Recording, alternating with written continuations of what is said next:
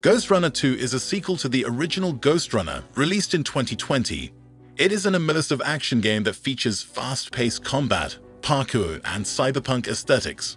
The game is set in a dystopian future where humanity lives in a massive tower called Dharma Tower, which is ruled by a tyrant called the Key Master.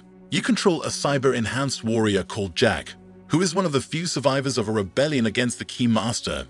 Jack has to fight his way through the tower and beyond, using his katana, grappling hook, and various abilities to slice and dodge enemies. Ghostrunner 2 is a game that is challenging but fair. You will die a lot, but you will also learn from your deaths. Although the majority of the game's principles are the same, there are a few things to bear in mind as you try to navigate the environment. The following 7 tips will help you not only live better and get better, but they will also help you comprehend the game and play it more effectively. The tutorial system plays a crucial role in allowing you to get used to the game's mechanics and enhancing your proficiency in utilizing various skills, weapons, gadgets, and ultimate abilities. These tutorials and tips are readily accessible from both the pause menu and the main menu, ensuring that you can access them at any point during your gaming experience. The tutorials act as a guiding hand, offering step-by-step instructions on the fundamental aspects of gameplay, as they are designed to help you grasp the core mechanics quickly. Whether you're a newcomer to the game or looking to refine your skills, these tutorials provide a valuable resource for improving your gameplay. Beyond the basics, the tips section offers valuable insights and strategies on how to effectively employ your arsenal of skills, weapons, gadgets, and ultimate abilities. So it's better to go through the tutorial initially so that you can get a quick snap of everything needed. Sensory Boost is a returning ability from the previous game that allows the protagonist to slow down time and fly in the air to avoid incoming fire. But now it's possible to air dash more than once, meaning you can close further gaps between him and your enemies before they can get a chance to fire the second shot.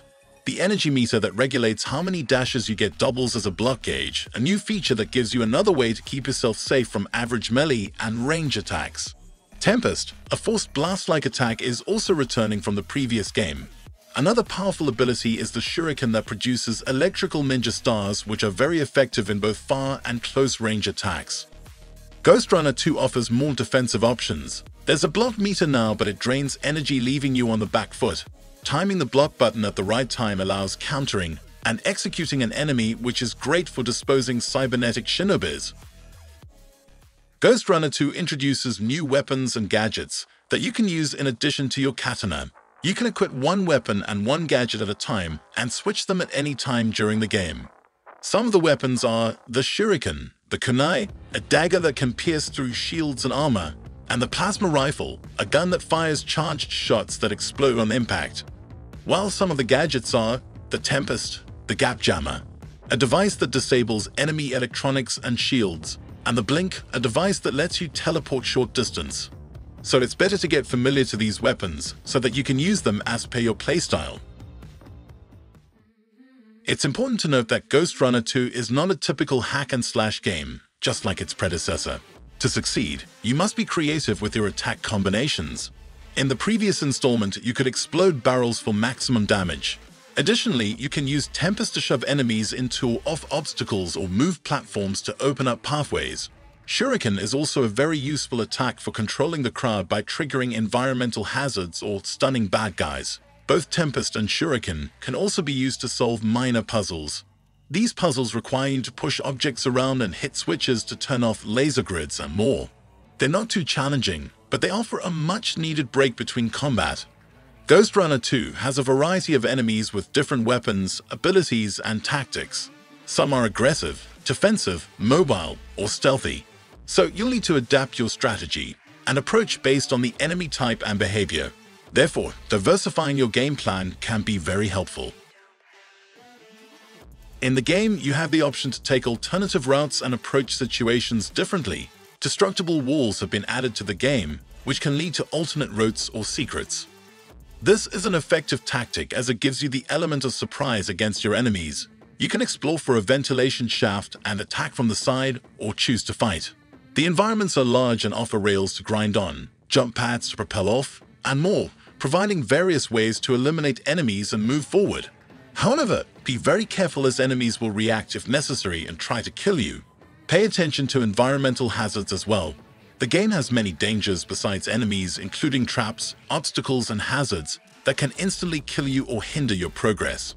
Hazards such as lasers, mines, spikes, electric fences, acid pools, falling debris, and more can appear in different levels, so it's important to be careful where you step and where you swing.